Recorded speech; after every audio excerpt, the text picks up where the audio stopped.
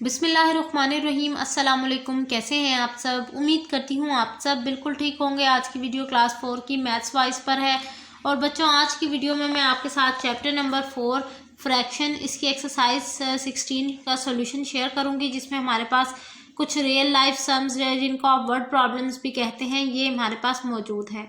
इसमें हम सबसे पहले क्वेश्चन नंबर 1 देख लेते हैं। A bakers need 100 biscuits, he sold 2/5 of them. How many biscuits did he sell, how many biscuits are left. वो कह रहे हैं एक बेकर है जिसने 100 बिस्किट्स बनाए हैं, जिसमें से 2/5% जो फ्रैक्शनल फॉर्म में उसने सोल्ड कर दिए हैं, यानी बेच दिए हैं। अब आपने बताना है कि कितने बिस्किट 100 में से उसने बेचे हैं और कितने बिस्किट बच गए हैं पीछे। तो इसके लिए आप सबसे पहले क्या करेंगे, आपने क्या बताना है, आपने बताना है कि टोटल जो बिस्किट उसने सेल किए हैं, कितने बिस्किट उसने बेचे हैं। तो उसके लिए आप करेंगे 100 को मल्टीप्लाई 2/5 के साथ, और फिर बिस्किट लेफ्ट के लिए आपने क्या करना है, आपने जो आंसर आएगा आपके पास 100 को 2/5 से मल्टीप्लाई करने के बाद उससे माइनस कर देना है आपने 100 से। ठीक है जी। तो चलिए अब हम कुछ इसको रिटन फॉर्म में भी देख लेते हैं कि इसको रिटन फॉर्म में हमने कैसे सॉल्व किया है। सबसे पहले एज यूजुअल आपने डाटा पुट करना है, और डाटा पुट करने के बाद वही जो पैटर्न मैंने आपको बताया था, बिस्किट सेल जो फाइंड करने है उसके लिए आपने 100 को 2/5 से मल्टीप्लाई करना है। मल्टीप्लिकेशन का साइन जब दरमियान में आए तो बच्चों मैंने आपको बताया था कि क्रॉस में भी आप जो है कैंसिलेशन कर सकते हैं अगर दोनों चीज़ें सेम टेबल पर जा रही हों। 5 1s are 5 और 5 20s are 100, तो इसीलिए ये कैंसिलेशन 5 की टेबल पर हो गई। तो 20 को अब हम 2 से मल्टीप्लाई करते हैं तो आंसर आता है 40, यानी जो 40 बिस्किट हैं वो बेकर ने सेल किए हैं।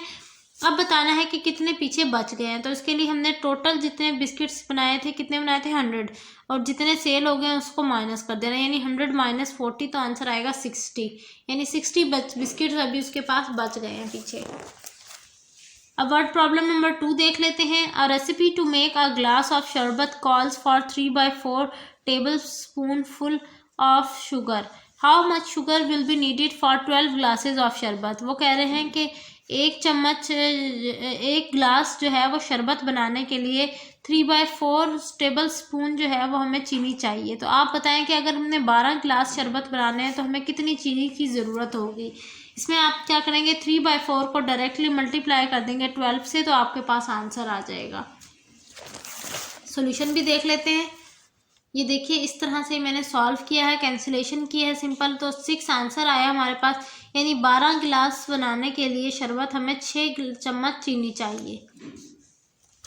अब क्वेश्चन नंबर 3 की तरफ आ जाते हैं।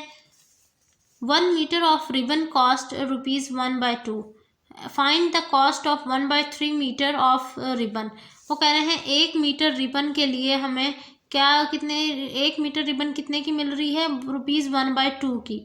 और आप बताएं कि 1/3 मीटर जो रिबन है वो कितने पैसों की हमें मिलेगी। इसके लिए आपने क्या करना है, आपने 1/2 को मल्टीप्लाई करना है 1/3 के साथ, तो आपके पास आंसर आ जाएगा।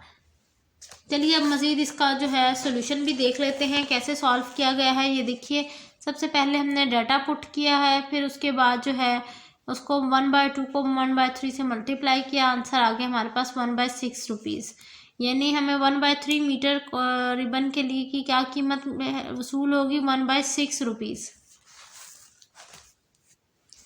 Question number 4, Ali takes 3/4 hours to paint a picture. How long did he take to paint 1/6 of the picture? वो कह रहे हैं कि अली को जो है 3/4 घंटे जो हैं, यानी आवर्स जो हैं वो लगते हैं एक पिक्चर को पेंट करने के लिए। और आप बताएं कि 1/6 जो पार्ट है पिक्चर का उसको पेंट करने के लिए अली को कितना टाइम लगेगा।